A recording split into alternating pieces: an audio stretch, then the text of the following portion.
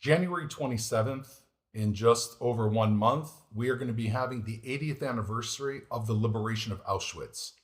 Auschwitz, the worst of the extermination camps set up by the evil Nazi regime, exterminated more than 1 million Jews from its operation in October 1941 until its liberation in January 27th, 1945.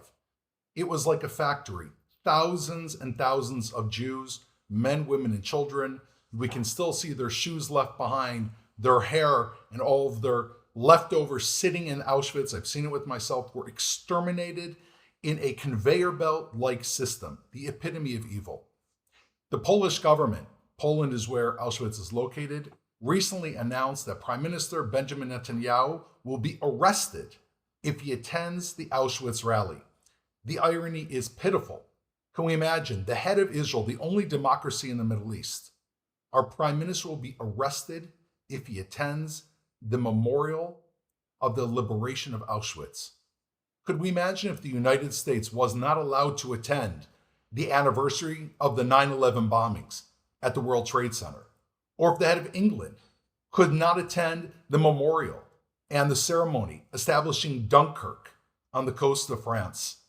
This is an appalling decision by Poland, by the ICC, which is accusing Israel and Israel's head of war crime trials. And this on the very day when a hypersonic rocket landed in the middle of Tel Aviv, shot by Yemen, and injured 16 people, a year after Hamas invaded Israel and slaughtered in cold blood, chopping off heads, cutting off limbs, murdering mothers and fathers in front of their children, and children in front of their parents on October 7th.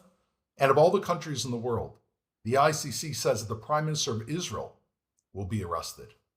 Well, there is a simple response to this, because this ceremony is supposed to be attended by the heads of 21 countries, thousands and thousands of participants from around the world, including King Charles, including the head of France, the heads of Germany. There's a simple solution. Macron, King Charles, simply boycott the ceremony.